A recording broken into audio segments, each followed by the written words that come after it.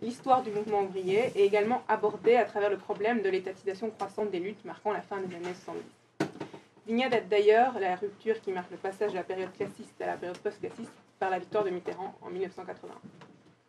Après avoir cherché les causes de la fin de la centralité ouvrière dans l'histoire du capitalisme, la crise, le chômage, la fin des grands bassins industriels, la délocalisation, etc., dont celle du mouvement ouvrier, l'étatisation, l'échec des grèves, la désyndicalisation, etc., et dans la conjoncture actuelle, chute de l'URSS, retour au modèle libéral, Vignat prend pour partie de chercher les causes de la disparition de la classe dans les clivages qui divisent le monde ouvrier, clivages qui sont parfois les effets subjectifs des transformations du capitalisme et du mouvement ouvrier, et qui, pour cette raison, peuvent être surtout saisis par le biais des enquêtes. Ainsi, celles qui avaient contribué à établir la centralité ouvrière servent aujourd'hui à comprendre les causes de sa disparition. Aux anciennes divisions entre ouvriers et ouvrières, qualifiés et non qualifiés, français et immigrés, vient s'ajouter celle qui oppose de plus en plus profondément les nouvelles et les anciennes générations. Or, si ce clivage a toujours existé, il prend aujourd'hui le sens d'une dévalorisation du groupe ouvrier. La première cause que Vignat donne à ce phénomène sont les modes de socialisation différents. Les ouvriers nés après la fin des années 60 ont été longuement scolarisés, contrairement aux anciens, à leurs aînés. Il se penche alors sur les effets de la démocratisation scolaire, s'appuyant pour ce point en grande partie sur l'ouvrage de Beau et Pialou, Retour sur la condition ouvrière, enquête aux usines Peugeot de Sochaux-Montbéliard, publié en 1909, mais réédité cette année. Donc, ils sont épinglés les effets de l'objectif 80% d'une génération au bac, énoncé en France en 1985, et que sont entre autres la stigmatisation des 20% restants, la dévalorisation de l'enseignement professionnel, menant au métier d'ouvrier. Ainsi, selon ces auteurs, la démocratisation de la scolarité provoque une transformation dans le rapport de l'ouvrier à sa situation. Alors qu'auparavant il la considérait comme un destin injuste contre lequel il se révoltait, il la vit aujourd'hui comme un échec individuel. Les filières professionnelles qui donnent accès au travail d'ouvrier sont alors considérées comme une punition due à un échec dans l'enseignement général. Cet ouvrage insiste également sur la différence entre le bac professionnel, créé en 1985, et les écoles ou centres d'apprentissage. Les effets de la scolarité plus longue des futurs ouvriers montrent rétrospectivement comment les écoles d'apprentissage étaient des lieux de mobilisation et même déjà de militantisme. Beau et Pialou trouvent dans la scolarisation au sein de l'enseignement général des futurs ouvriers les causes d'un individualisme et d'un servilisme entrant en contradiction avec les valeurs de solidarité et le processus de désindividualisation établi par le mouvement ouvrier au cours du XXe siècle. Alors que ces auteurs insistent davantage sur les effets de cette transformation sur le militantisme des ouvriers, Vignat, tout en reprenant en grande partie leur constat, met l'accent sur la disparition de la fierté d'être ouvrier, du nous contre eux et de la culture ouvrière qu'elle implique. Vignat insiste également sur un autre résultat du baccalauréat professionnel, la différence entre l'ouvrier et le technicien. Les jeunes titulaires d'un bac pro veulent se distinguer des anciens en valorisant leur formation de technicien. Vignat cite le témoignage d'un de ces jeunes recueilli dans le livre de Henri Ecker, publié en 2006, « Avoir 20 ans à l'usine ». Je cite « J'ai dépassé le stade de l'ouvrier. Je suis passé au stade de technicien programmateur sous commande numérique. Dans un bureau ou une salle avec une machine où il n'y a pas de fuite d'huile, où il n'y a pas de liquide lubrifiant, où il n'y a rien de tout ça. Rien d'incitation. S'instaure alors un nous contre eux opérant au sein même de la classe ouvrière, divisant les jeunes et les vieux, les techniciens et les ouvriers, les jeunes précaires en intérim et les vieux OS à temps plein. Le bilan de Vignat peut dès lors se résumer comme suit. Au XXe siècle, on est passé d'un nous contre eux distinguant la classe ouvrière du reste de la société à un monde ouvrier tellement clivé et déconsidéré que les ouvriers eux-mêmes veulent s'en distinguer. Ce passage est également celui de la fierté à la dévalorisation. Cette distanciation par rapport à l'identité ouvrière qui opère au sein du monde ouvrier est également la conséquence de la transformation du marché du travail depuis le début des années 70. L'apparition, grâce à un nouveau dispositif législatif d'entreprises et de travail temporaire, a déstabilisé le rapport à l'emploi des salariés et des ouvriers. Les contrats à durée déterminée, l'intérim et le travail à temps partiel exposent les salariés à la précarité. Les plus défavorisés par ce nouveau système sont surtout les ouvriers non qualifiés, qui même après la phase d'insertion sur le marché du travail, peinent à sortir des agences d'intérim. Ces intérimaires sont privés de toute une série de droits effectifs, le droit de grève en particulier, et exposés à des conditions de travail dégradées. De plus, comme l'explique Vignat, je cite, « Cette multiplicité des situations et des contrats sur les mêmes lieux de travail, en même temps qu'elle complique, voire interdit le travail d'unification symbolique, fragmente un groupe ouvrier que la législation sociale, depuis le Front populaire au moins, avait contribué à rassembler dans un processus de désindividualisation.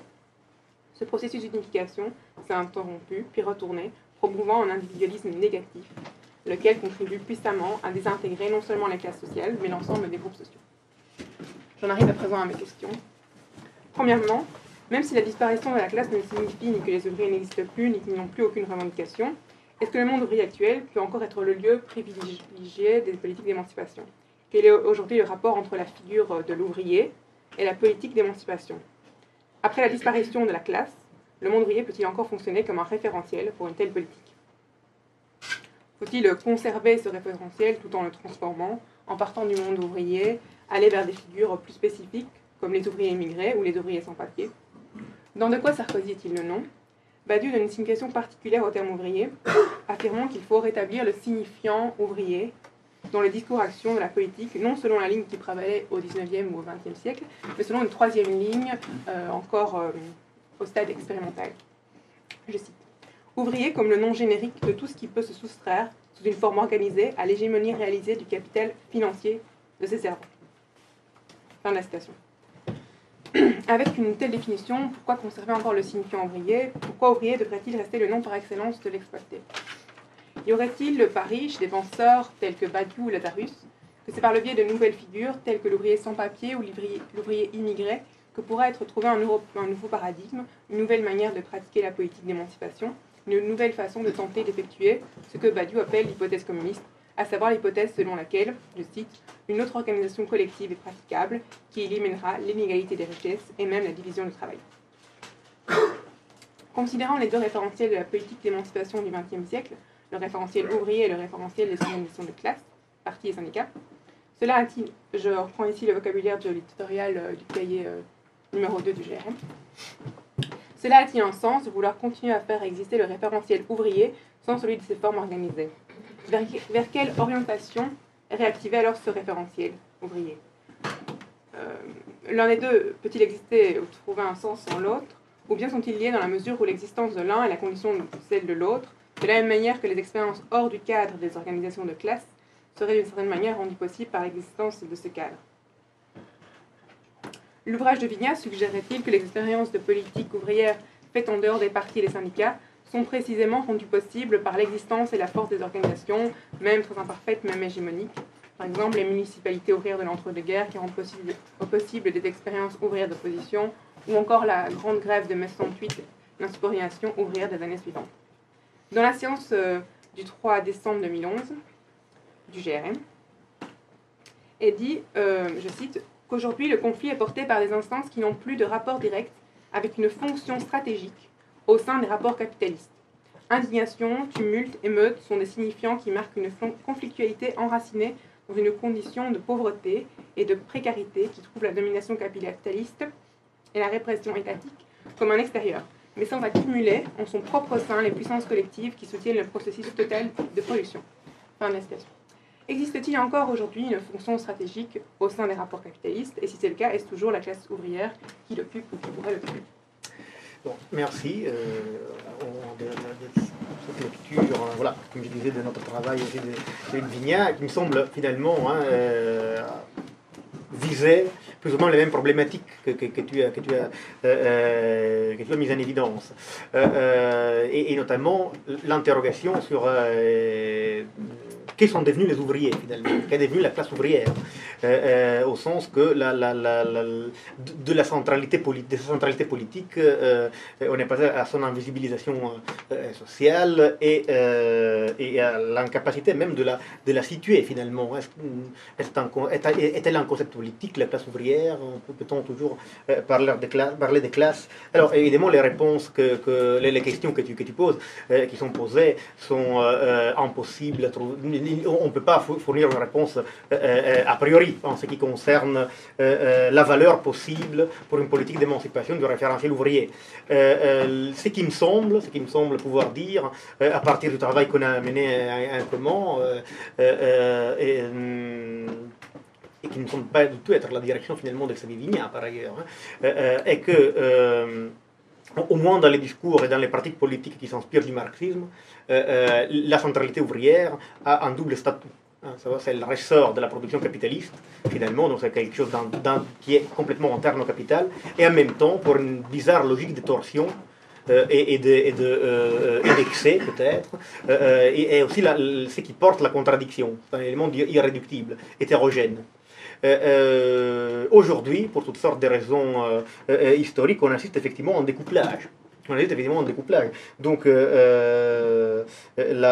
entre, disons, l'opposition subjective et éventuellement la visée, les projets d'une société différente, de la société capitaliste, et l'ancrage dans une strate sociale spécifique, dans un lieu spécifique qui est l'usine, la grande usine finalement, qui serait le lieu de concentration de la contradiction du système, finalement de l'impossibilité pour le système. Donc ces liens étant quelque part tombés finalement, effectivement en déshérence, il me semble difficile de les penser comme se reproduisant à d'autres endroits de la société. Donc, pour revenir sur la dernière question, existe-t-il encore aujourd'hui une fonction stratégique au sein des rapports capitalistes? Si on considère les rapports capitalistes dans leur dimension d'accumulation de la plus-value, donc de reproduction du capital, évidemment, cette fonction stratégique concerne toutes les figures sociales et professionnelles auxquelles on extorque la plus-value. Donc ça, évidemment, c'est stratégique pour le capital, parce qu'il existe pour ça, finalement. Mais la classe ouvrière était stratégique aussi parce qu'elle était les lieux de l'extrême spoliation, de l'extrême expropriation. Là où les ravages subjectifs et objectifs de l'accumulation capitaliste s'est manifesté avec la plus grande intensité, et les lieux de l'opposition à tout ça, et la possibilité aussi de préfigurer une organisation de la société globalement différente. Alors, dans ce cas-là, à partir de cette figure-là, il est plus difficile aujourd'hui de voir, effectivement, moi personnellement, je ne la vois pas dans une centralité qui serait venue quelque part remplacer, mais en même temps relayer la centralité ouvrière. Ça, c'est évidemment un très grand problème. Un certain découplage existe entre un salariat de plus en plus fragmenté, précarisé, et etc., dans la phénoménologie extrêmement variée. Les statuts sont extrêmement variés, qui continuent à jouer un rôle stratégique, parce que c'est lui qui finalement est exploité, mais qui n'est pas du tout central politiquement, et après, qui peinent à trouver une existence politique, et par contre la sphère des partis politiques. Donc effectivement, si les enquêtes ouvrières, ce qui a été le cas en particulier en Italie, ont été dans la vague des années 60, ont été aussi une réponse et un contre-mouvement visant à s'opposer précisément à la séparation de la sphère politique par rapport à l'investissement des rapports de production tels qu'ils se concentraient dans l'usine. Aujourd'hui, on est revenu effectivement à une réédition, c'est mon diagnostic qui est entièrement hypothétique, qui peut être évidemment contesté, à une réédition de ce dualisme. La politisation, même s'il s'appuie sur des raisons économiques et sociales, n'en a plus la même fonction structurale.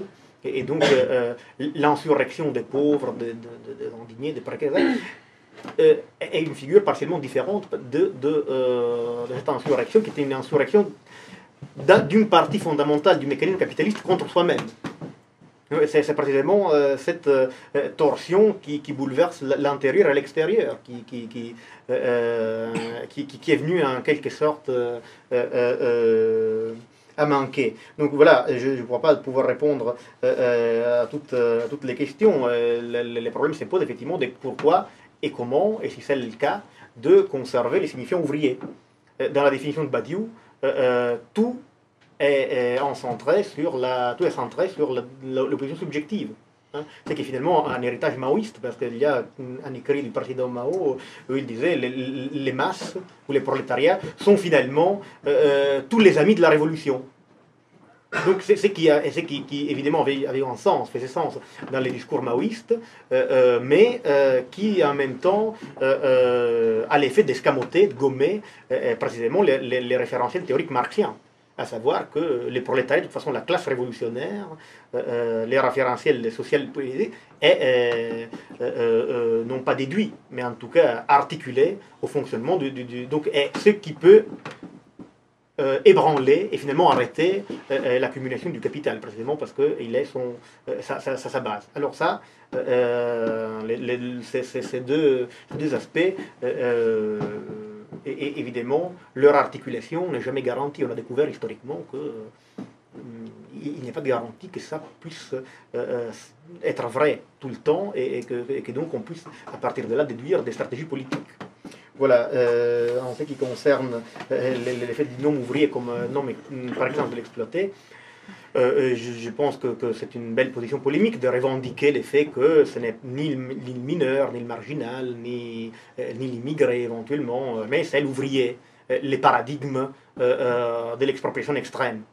Mais en même temps, si on dit ça, on perd effectivement les liens de cet ouvrier, qui est finalement une figure de la misère et de l'oppression, avec la structure du capitalisme, qui n'est pas forcément liée à une misère matérielle. Hein, c'est une perte de contrôle de l'existence qui définit la misère subjective et objective n'est pas comptabilisable. Donc l'ouvrier comme figure du négatif, finalement, peut fonctionner, dans le discours de Badiou fonctionne, mais pas les négatifs du capital. Il n'y a pas de théorie du capitalisme chez Badiou, c'est à mon avis ça un peu là.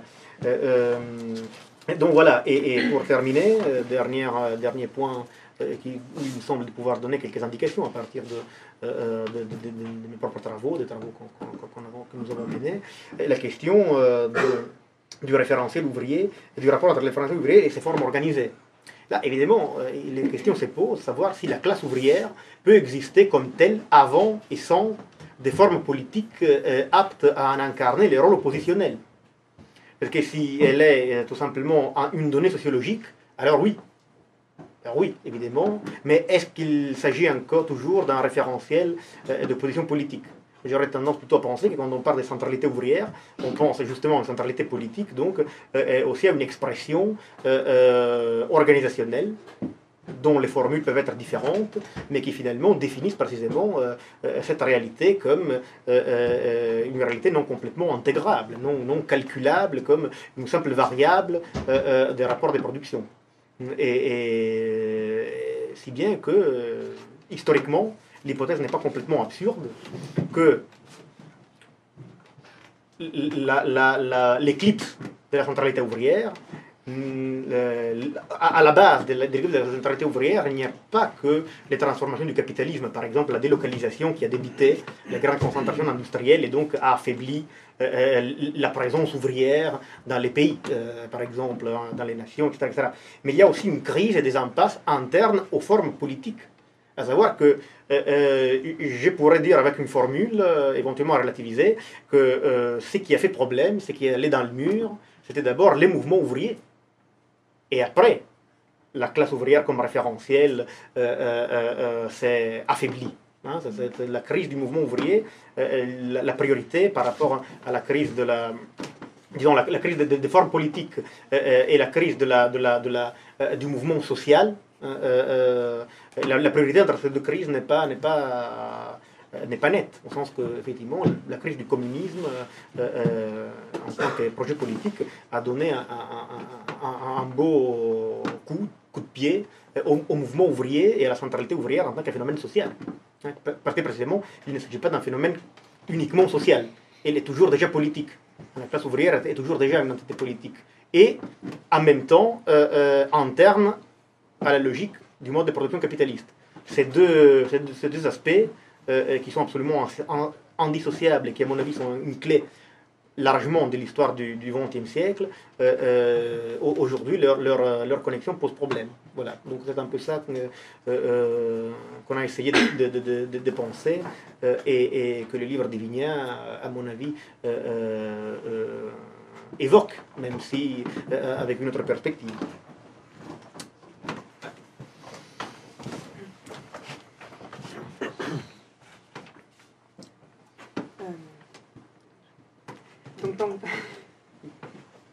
Dans De quoi Sarkozy est-il le nom, Badiou affirme qu'il y a eu deux grandes séquences de l'hypothèse communiste.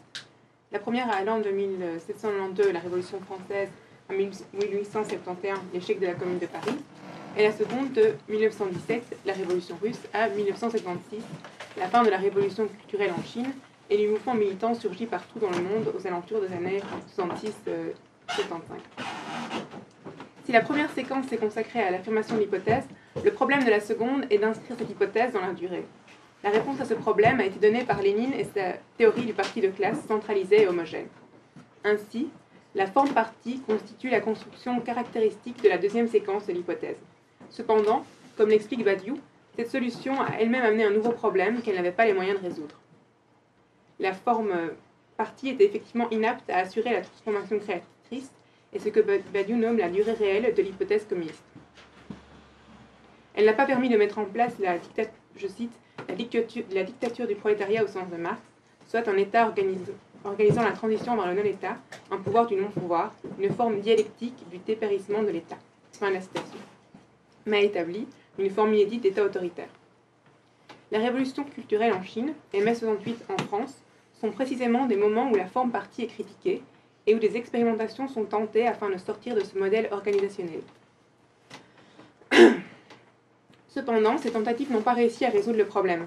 Elles ne sont pas parvenues à trouver une alternative organisationnelle au parti. Ce qui va nous intéresser ici, ce sont les différentes manières dont le problème de l'organisation et de la forme partie a été traité théoriquement et surtout pratiquement dans l'après-68 en France et en Italie. Je vais premièrement aborder le cas italien à partir du deuxième cahier du GRM consacré à la séquence rouge italienne, des textes du GRM sur l'enquête et de l'ouvrage d'Andrea Cavattini sur la nouvelle gauche italienne.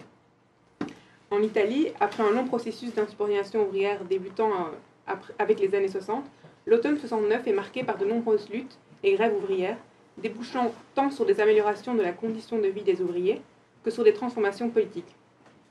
À cette époque, il y a une liaison très forte entre les avant-gardes politiques et les mouvements de masse. Après l'événement de 69, la problématique organisationnelle est mise à l'ordre du jour par le mouvement.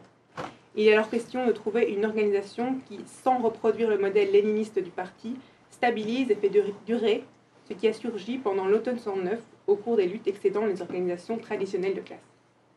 Ainsi, plusieurs organisations voient le jour entre l'automne 68 et celui de 69, la classe, lotta continua, poter operaio.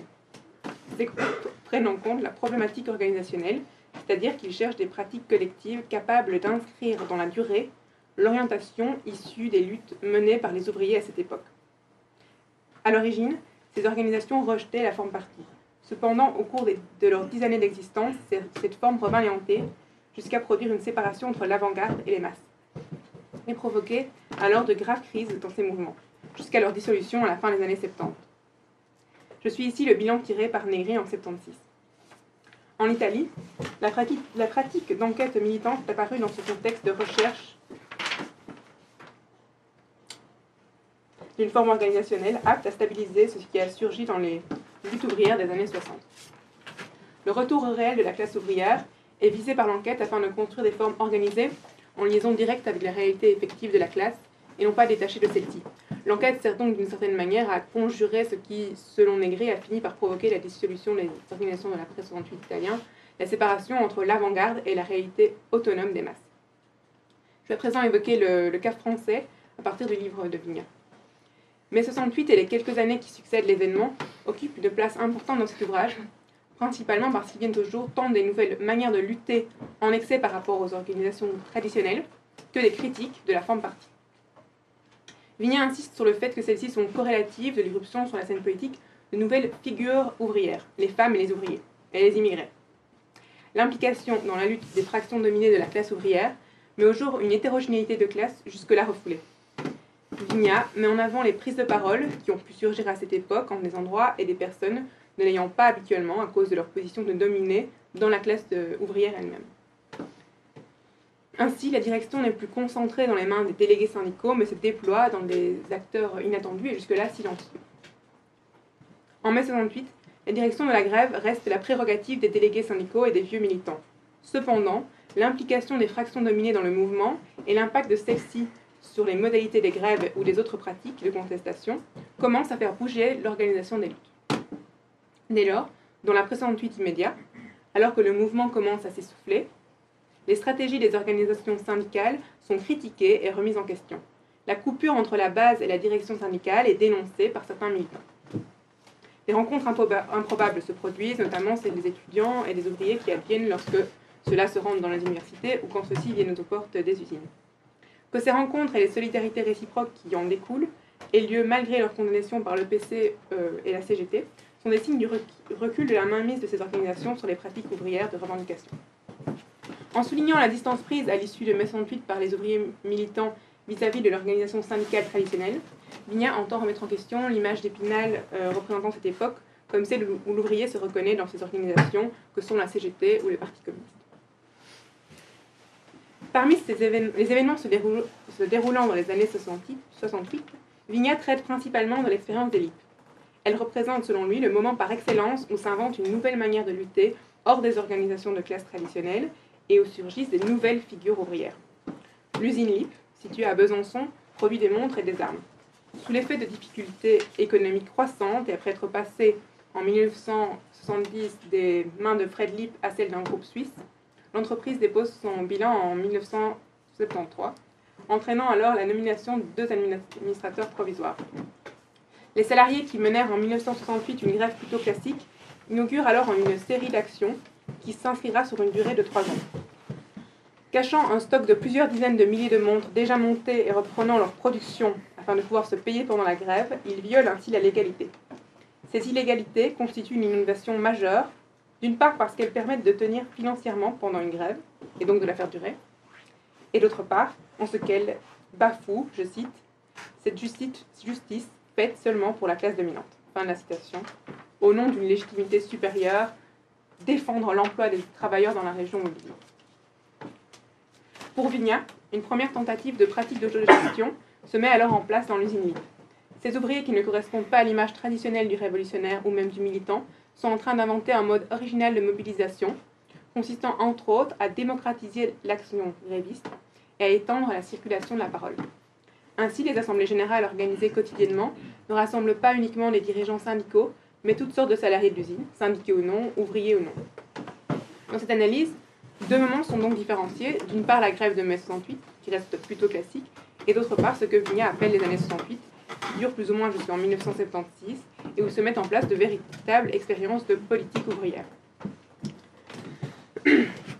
Si on suit cet ouvrage, ce qui différencie l'insubordination des années 68 d'autres expériences ouvrières d'opposition, c'est d'une part la démocratisation de la parole ouvrière, qui circule au sein de la classe parmi les femmes, les jeunes et les immigrés, permettant d'intégrer les fractions dominées de la classe à cette culture ouvrière, et d'autre part la critique de la forme partie et les autres pratiques de lutte résultant de l'éruption de ces nouvelles figures ouvrières.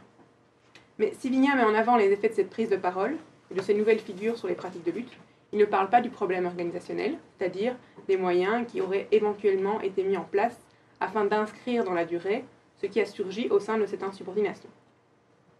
Mes questions sont les suivantes. Si le problème de l'alternative organisationnelle est absent dans cet ouvrage, est-ce parce qu'en France, contrairement au cas italien, il n'y a pas eu de véritable tentative de trouver une autre forme d'organisation de masse? Ou bien peut-on considérer que l'insubordination ouvrière des années 68 en France, ce n'est pas seulement la possibilité de nouvelles expériences d'opposition auxquelles prennent part de manière plus ou moins égalitaire les fractions dominées de la classe, mais également l'invention et l'expérimentation d'autres formes organisées? Y a-t-il eu, durant cette période, quelque chose en plus que l'irruption d'une pratique de lutte, d'une parole ou d'une culture en dehors des organisations traditionnelles de classe, ou bien les expérimentations alternatives organisationnelles sont-elles déroulées exclusivement en Italie?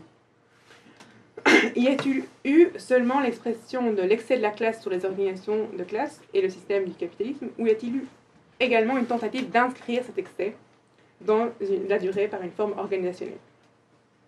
La liaison entre les avant-gardes politiques et les mouvements de masse est-elle l'une des conditions pour que la problématique organisationnelle soit mise à l'ordre du jour?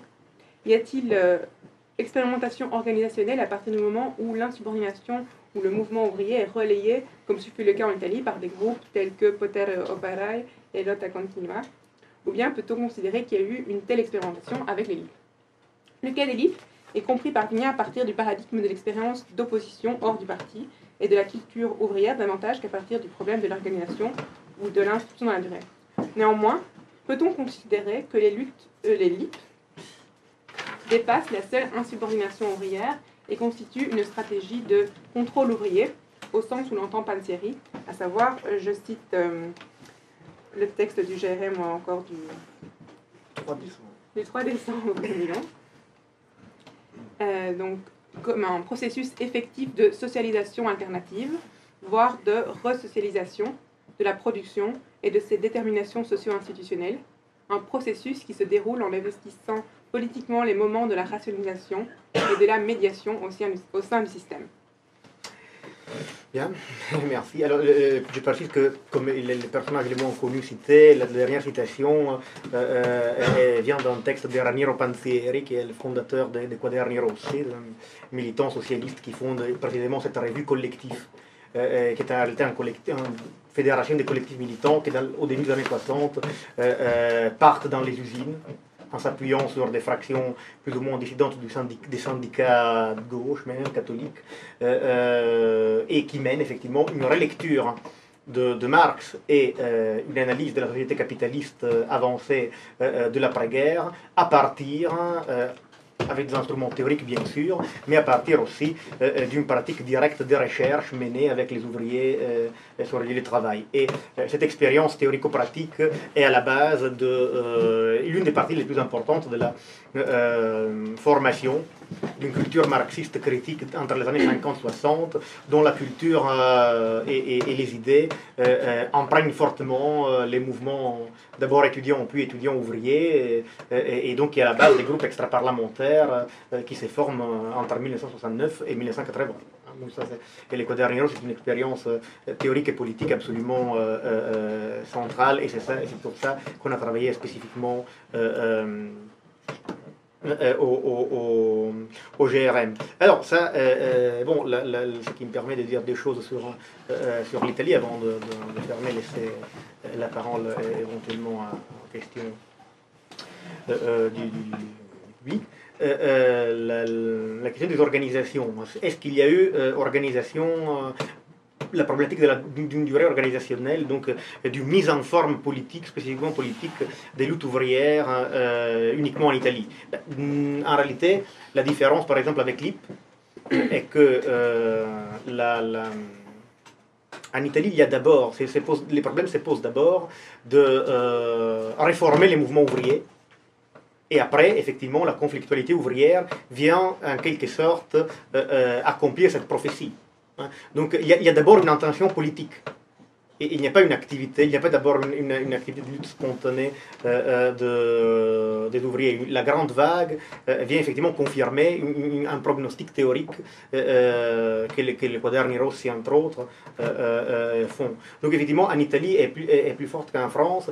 L'implication dans cette résurgence des luttes ouvrières, des militants, qui donc se posent explicitement à l'intérieur d'une logique de transformation, de dépassement des impasses du mouvement ouvrier après l'époque stalinienne, ce qui n'est pas le cas de l'expérience LIP. Par exemple, la gauche prolétarienne, les maoïstes français, décideront de dissoudre l'organisation quand ils verront que les ouvriers qui pratiquent réellement l'organisation, l'auto-organisation et l'autogestion sont des bons syndicalistes cathos, et qui n'ont rien à voir évidemment avec leur préoccupation de faire le vrai marxisme-léninisme.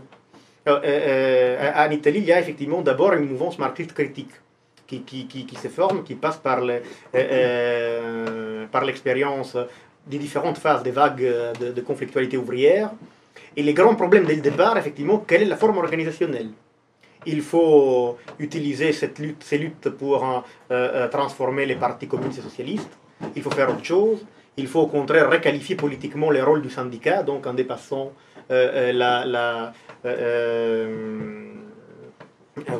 comment dire, les clivages classiques entre la fonction politique du parti et la fonction uniquement revendicationnelle et économique, voilà, du syndicat. Donc il y a tous ces aspects-là qui sont extrêmement forts en Italie, et donc alors, ce qui pose problème est précisément cette jonction en France, où selon par exemple des témoins et spécialistes de la question, on en a parlé déjà à l'Université de Liège le 29 mars dernier, avec Yves Duroux, l'ancien élève d'Althusser, et Jean-Claude Zincarini de l'ENS de Lyon.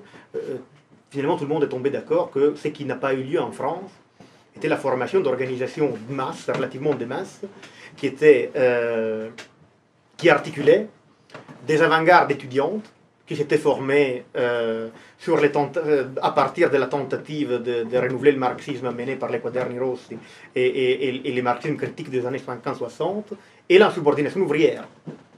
Donc effectivement, la centralité de la problématique organisationnelle en Italie est due au fait que cette jonction a eu lieu, alors qu'en France, non. En France, de toute façon, de manière beaucoup plus faible. Potere Operaio est une toute petite organisation, mais assez, qui fait quelques milliers d'adhérents. Et ils ont effectivement des rapports avec les ouvriers. Il y a des ouvriers et des intellectuels qui se sont formés dans la logique du renouvellement de la pratique politique marxiste et communiste. Donc effectivement, la question de l'organisation est beaucoup plus importante, a un statut différent. La grève générale et la grève étudiante, en 68, s'effleurent, mais les appareils politiques arrivent quelque part à les découpler par rapport à l'Italie, où la jonction est beaucoup plus massive. Alors, ce qui est intéressant est qu'effectivement, on peut aussi essayer de dire, on peut pouvoir dire que les véritables pivots de l'intensité supérieure de l'expérience italienne, de ce point de vue, n'est pas tellement leurs organisations, mais surtout les syndicats. C'était les syndicats qui permettaient aux militants de faire les enquêtes et de travailler là-dedans. Donc, je donnerai un peu ces éléments pour montrer que, comme d'habitude, voilà, il n'y a pas de réponse générale qu'on peut donner, à mon avis, à ces questions, non pas parce qu'elles soient non pertinentes, mais parce que, justement, il n'est possible que de faire un repérage de quels étaient les tenants et aboutissants d'expériences empiriquement repérées. Et en ce qui concerne l'insubordination ouvrière en Italie, elle est organisationnelle d'emblée, parce qu'il y a une mouvance politique qui se détache des organisations traditionnelles beaucoup plus massive qu'en France, et qui passe entièrement dans les mouvements étudiants et puis dans l'extraparlementarisme. Donc il y a un peu ça. Mais c'est qui nous ramène effectivement à la question centrale qui a été posée dans les premières questions. Quel est le rapport respectif entre la mobilisation ouvrière et ses débouchés politiques, sa mise en forme politique? Est-ce qu'il y a réellement une insubordination, sa mise en forme politique? Je ne pense pas. Dans les cas de l'IP, il y a de la politique, bien sûr, mais ce n'est pas une politique interne ou directement interne à l'autoréforme, à l'autotransformation du mouvement ouvrier, du mouvement communiste et socialiste. Ce n'est pas un débat interne au léninisme, finalement, alors que c'est bien le cas en Italie. Mais est-ce qu'alors on peut parler toujours des centralités ouvrières de ces côtés-là? Est-ce que les expériences autogestionnaires suffisent pour définir une centralité politique de la question ouvrière et de la subjectivité ouvrière comme vecteur d'une transformation sociale globale? Ne faut-il pas penser qu'une politique fondée sur un projet historico-universel tel que le communisme, avec la volonté de se doter des structures organisationnelles pour amener au bout cette transformation, ne serait-elle pas alors une des conditions de la centralité ouvrière? Est-ce qu'il suffit que les ouvriers s'auto-organisent leur lieu de travail pour parler de cette centralité? Ou pour que cette centralité devienne un phénomène massif à l'échelle d'un système social, ne faudrait-il pas toujours une surdétermination politique qui finalement la sublimerait quelque part? Et alors à nouveau, cette sublimation par hypothèse nécessaire, je ne le donne pas comme une certitude, c'est une hypothèse, n'entre-t-elle pas en contradiction avec la nécessité de réduire les clivages entre la sphère politique et la sphère de la simple existence ouvrière comme une donnée sociologique non contestée? Est-ce qu'on peut réellement investir les rapports de production capitalistes si on suppose la séparation de la sphère politique? Et en même temps, est-ce que, sans prendre en compte l'autonomie de la sphère politique, on est encore en mesure d'investir politiquement les capitalismes, non pas dans ces phénomènes immédiats, mais comme système. On a tous des problèmes qui, à mon avis, ressortent précisément du retour sur qui n'ont pas de réponse immédiate, auquel ce n'est que l'histoire, l'avenir, si on suppose l'existence d'un avenir, ce qui est loin d'être certain, auquel uniquement l'avenir pourra à mon avis, répondre. Mais ça, c'est un peu le travail de Vignard, réédition récente d'autres ouvrages classiques ou plus récents, comme Michel Beau Michel Piébeux, Stéphane Beau, ou celui d'Edward Thompson sur la classe ouvrière en Angleterre, témoignent que ces questions-là sont toujours ouvertes. En général, les bilans du XXe siècle, dont la centralité ouvrière, les mouvements communistes sont les facteurs politiques essentiels, à mon avis, est toujours ouvert. Voilà, nous avons essayé, avec d'autres, sans se connaître forcément, de donner quelques points de repère pour ouvrir ces questions. Voilà, je pense qu'on puisse laisser la parole pour toutes sortes de questions, réactions violentes, éventuellement, à la salle.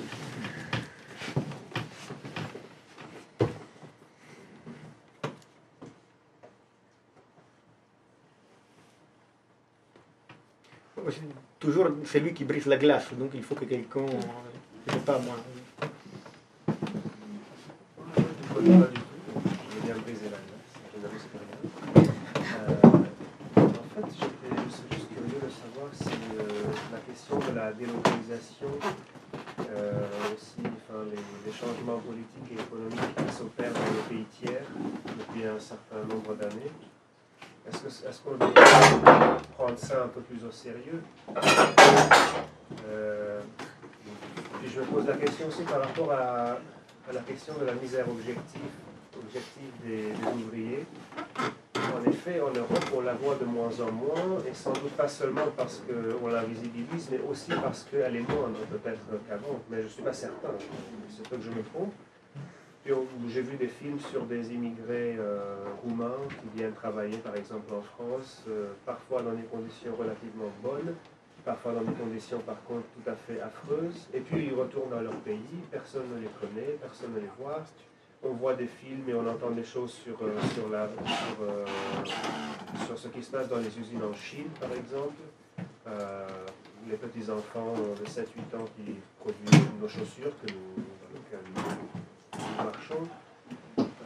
Donc j'ai l'impression que la misère objective, elle existe, mais peut-être pas là où on la chercherait. Et puis d'autre part, pour revenir à la première partie de la question, est-ce qu'il ne faudrait pas peut-être maintenant poser des questions, pas forcément au niveau national, c'est-à-dire l'histoire du prolétariat français. Pas comme si ce n'était pas intéressant, mais en même temps essayer de le relier à des questions plus globales. Tout à fait. Oui, je pense que tu as raison. C'est une des pistes qu'on essaie par ailleurs personnellement d'explorer en ce qui concerne l'actualité. On a parlé, nous et même Vignard, j'imagine, dans un cadre national très limité, parce qu'il y a une spécificité du capitalisme d'après-guerre, qui est de construire des économies nationales, qui sont relativement autosuffisantes. Donc c'est une économie peu globalisé en réalité. Il y a toujours un marché mondial, il y a toujours quelque chose de l'ordre. Et puis effectivement, il y a un monde, une bonne moitié du monde, hélas disparu, qui n'était pas intégré au capitalisme, même s'il y avait des ambiguïtés. Donc effectivement, les prolétariats italiens étaient une chose, les prolétariats français étaient un cadre un peu différent, mais c'était légitime de penser par cadres nationaux dans les années 60 et jusqu'aux années effectivement 80 en réalité, plus ou moins. Et aujourd'hui, dans les pays industrialisés, anciennement industrialisés, la classe ouvrière est proprement dite industrielle, est une classe en voie d'extinction. L'un des plus grands établissements industriels européens qui est Mirafiori à Turin, l'âge moyen des ouvriers est 45 ans. Et c'est encore un très grand établissement, mais Fiat est en train de partir en réalité à l'étranger, faire des trucs en Serbie, en Roumanie, en Pologne. Donc effectivement, c'est vrai que les questions, et ce qu'on appelle la globalisation, qui en réalité est tout simplement les couplages entre les libre-échanges marchands et des biens et services et la dérégulation financière, a effectivement produit une intégration et des conflictualités internationales différentes qu'auparavant. Ce n'est pas qu'ils les ont inventés pour la première fois, mais qu'il y a une configuration différente par rapport à la séquence de la centralité ouvrière. Alors, est-ce qu'il y a encore la centralité ouvrière à ces conditions-là dans les pays développés, soi-disant ou plutôt, une centralité ouvrière ne ferait-il pas sens d'en parler uniquement là où, effectivement, il y a des classes ouvrières en expansion, où il y a des grandes masses. Mais alors, le problème est, bien sûr, la question de la misère, mais qui ne suffit pas. Parce que là, la question de la misère se pose. Mais par exemple, la tentative des Quaderni Rossi en Italie de penser les raisons de la révolte ouvrière par-delà la misère. Parce que oui, les ouvriers, ils vont mieux en termes de salaire, ils ont des beaux logements, ils peuvent accéder à la consommation de masse, mais ils sont de plus en plus expropriés du pouvoir de décider de leur vie. Parce que la société devient globalement rationalisée. Alors là, il y a un facteur d'aliénation, d'extranisation, comme on voudra, qui peut enclencher une opposition structurale. Et il n'y a pas besoin de la comptabiliser en termes de misère objective, qui existait parce que tous les immigrés du Sud qui nourrissent les grandes concentrations industrielles du Nord au début des années 60 vivent dans des conditions absolument pénibles, mais dans un contexte général d'expansion, effectivement. Donc la misère, de ce côté-là, je pense que c'est relativiser les cadres nationaux, c'est relativiser la misère comme ressort. Mais après, je dirais aussi que même les révoltes, en Chine, il y a des révoltes ouvrières, des d'ouvriers tous les jours, très massives, très radicales, très violentes. Mais est-ce qu'on peut en tout cas parler de centralité ouvrière, même là où il y a effectivement des révoltes, des grandes populations ouvrières misérables et radicalisées?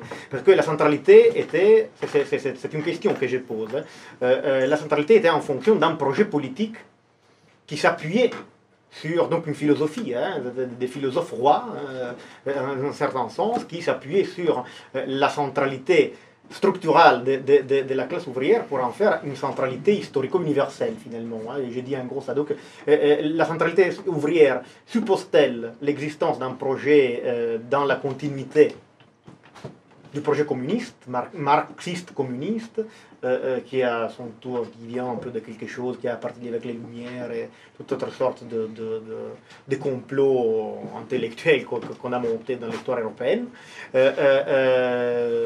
Ou alors, est-ce qu'on peut penser aussi par-delà ces cadres? Est-ce qu'il y a centralité ouvrière s'il n'y a pas effectivement un projet politique visant, qui évidemment doit s'articuler, de trouver une manière de s'articuler, c'est pas tout simplement de projeter, mais de s'articuler pratiquement aux luttes ouvrières existantes, mais en tout cas qui fait de la classe ouvrière une classe centrale. Voilà, c'est ça un peu mon interrogation. Alors comme ces projets-là, la politique projet et ces rôles archontiques un peu de la philosophie sont fort inactuels aujourd'hui, les problèmes effectivement se posent, parce que les paysans était une classe socialement stratégique pour l'ancien régime, mais des plus centraux, les pauvres, ils faisaient des grandes jacqueries. Et c'est ce qui est très bien. Mais l'ancien régime européen, mais voilà. Je voudrais juste dire un mot sur la question de la misère.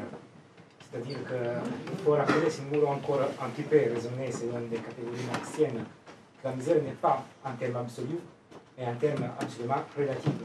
Un terme relatif à la condition générale sociale. C'est-à-dire au niveau social de la richesse sociale, au niveau global.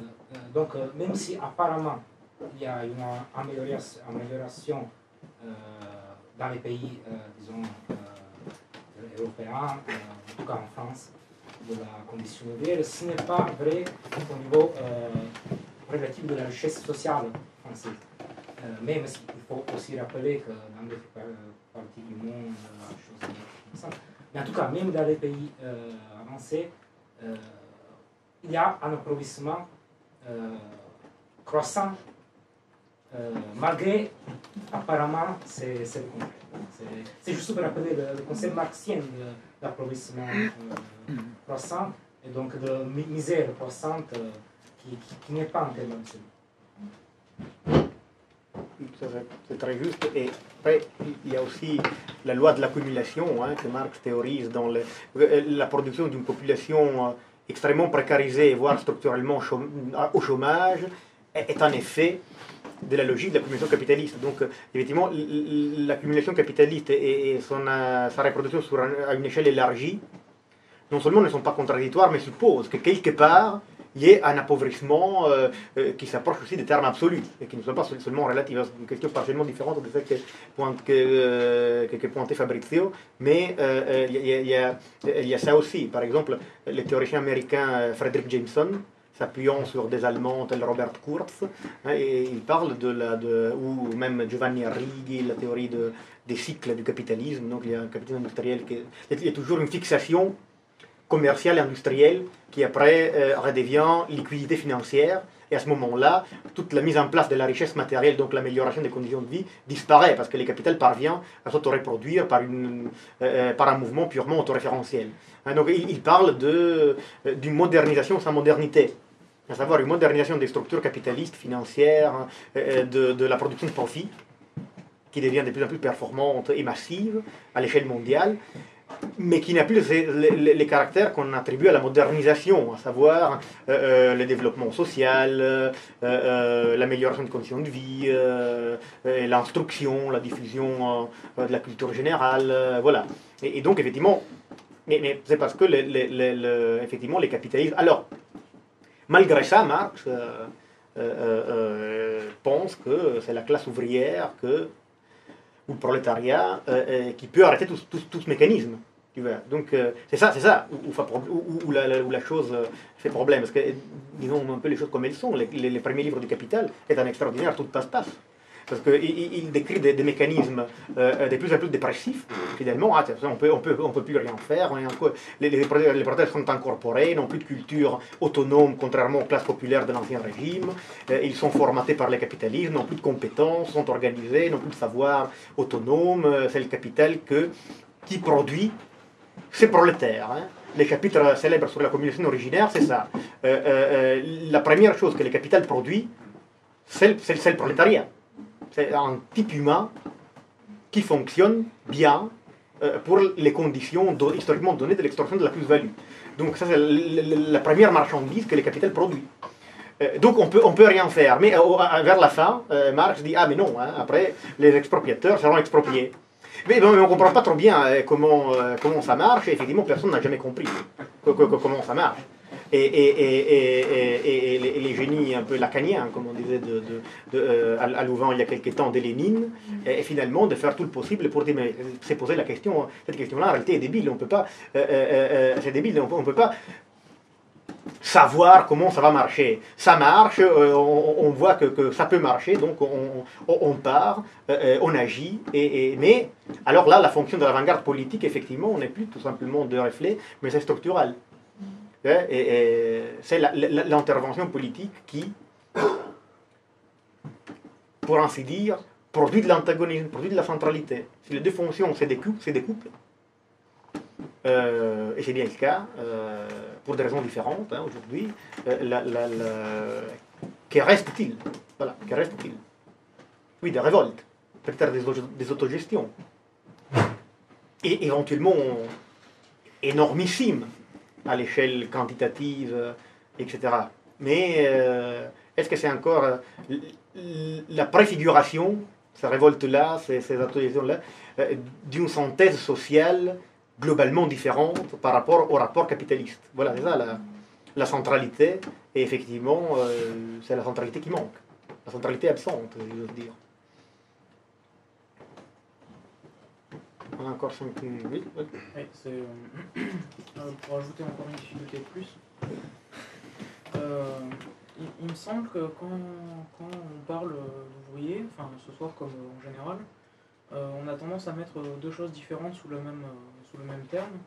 J'ai l'impression, alors j'ai pas lu le bouquin de Vigna et je sais pas s'il en parle, en tout cas le bouquin de Noiriel sur les ouvriers en France qu'il avait sorti il y a quelques dizaines d'années, je crois, faisait bien la distinction entre une première époque de la classe ouvrière qui est en fait rattachée finalement à la paysannerie, à l'artisanat, et qui véhicule dans le monde de la production industrielle, qui continue de véhiculer les valeurs de cet univers-là, et notamment le souci d'un sens de la production, d'un travail bien fait, d'une qualité de ce qui est produit, alors qu'il y a une sorte de tournant que je crois Noiriel identifie avec l'introduction du taylorisme dans les années 1910-1920, où brusquement on a la production d'une classe ouvrière qui est complètement industrialisée, qui est effectivement dépourvue progressivement de toutes ses compétences et de toutes ses qualifications, et qui du coup ne se soucie plus réellement du sens de la production. Et du coup, si j'essaie de tirer, mais c'est peut-être un peu difficilement, aux questions qu'on abordait jusqu'à maintenant, c'est-à-dire est-ce qu'il y a encore une centralité de la classe ouvrière, moi j'ai l'impression qu'il y a toujours une centralité de la question du travail, c'est-à-dire que la question de ce qu'on produit, elle est toujours présente aujourd'hui. En revanche, enfin toujours présente, je veux dire c'est une question politique pertinente. En revanche, la question d'une réappropriation de ce qui est produit me semble beaucoup moins pertinente dans la mesure où elle ne pose pas justement la question de qu'est-ce qu'on fait, voilà, à quoi on travaille. Très juste.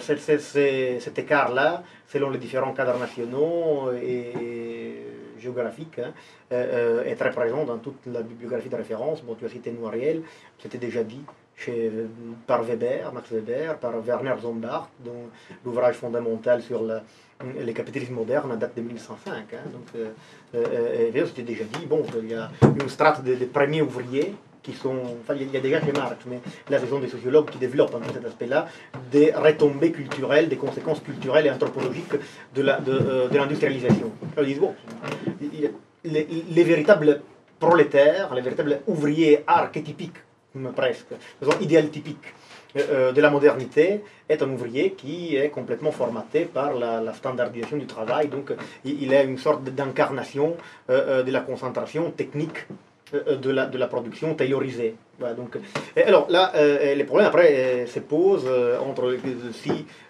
les plus faciles, les plus simples de politiser les premiers ou les secondes. Est-ce qu'effectivement, est-ce qu'il est plus antagoniste l'ouvrier qui garde encore une mémoire, qui peut devenir ressort oppositionnel de son identité artisanale, ou l'ouvrier qui est complètement intégré et qui n'a pas d'identité, des savoir-faire extérieurs aux normes de la production capitaliste. Les paris des Quaderni Rossi et de l'opéraïsme en Italie étaient de dire que ce sont les deuxièmes types d'ouvriers qui étaient les plus stratégiquement révolutionnaires. C'était une insurrection d'une partie du capital contre soi-même, finalement.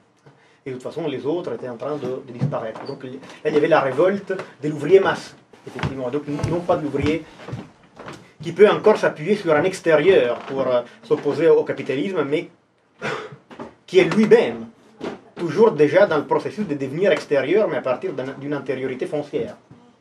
Si je peux délirer un peu philosophiquement là-dessus. Alors la question donc la question se pose effectivement.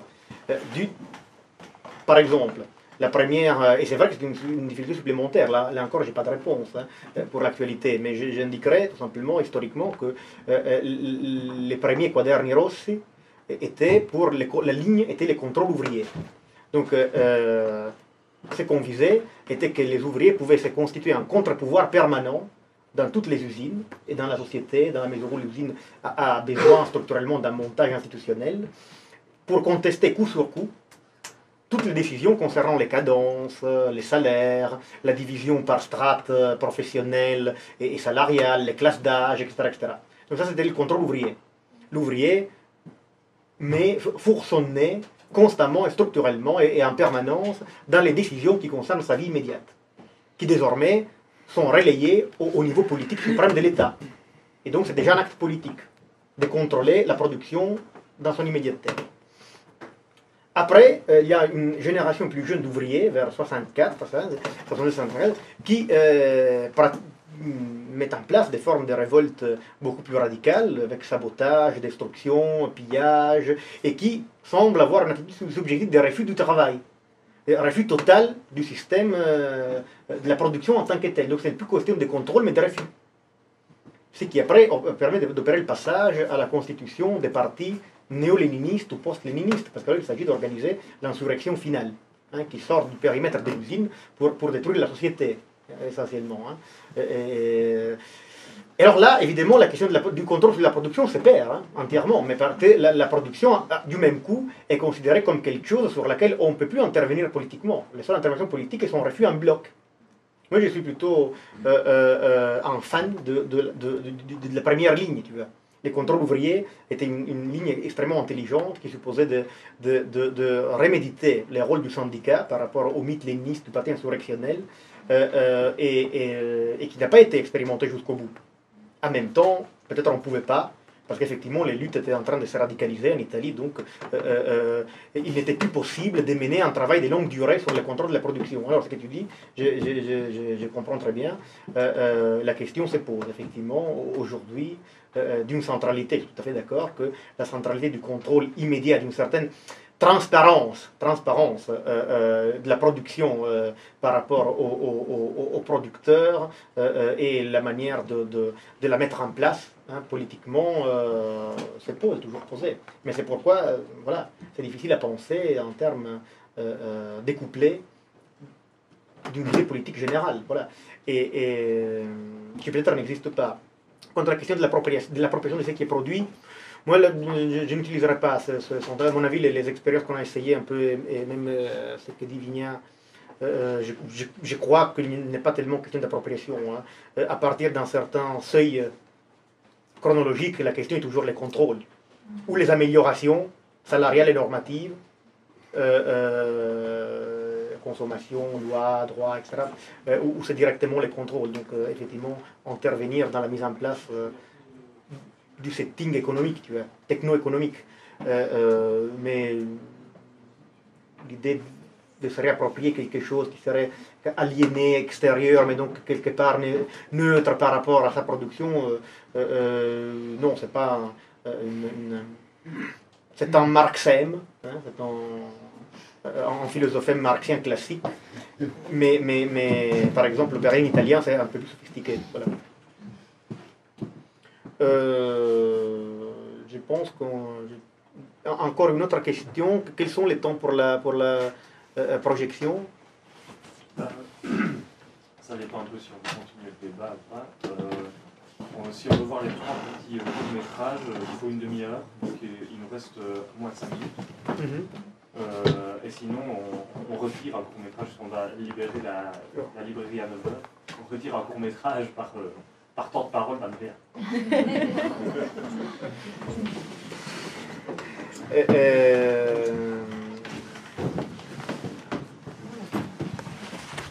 Si le débat intéresse, je suis tout à fait partant pour qu'on coupe les saucissons cinématographiques. Donc,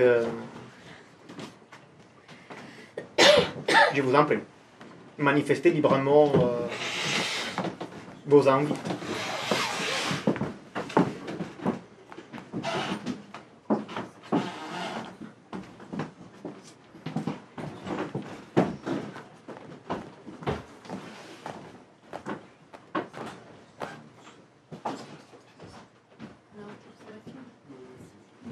Sur les fils.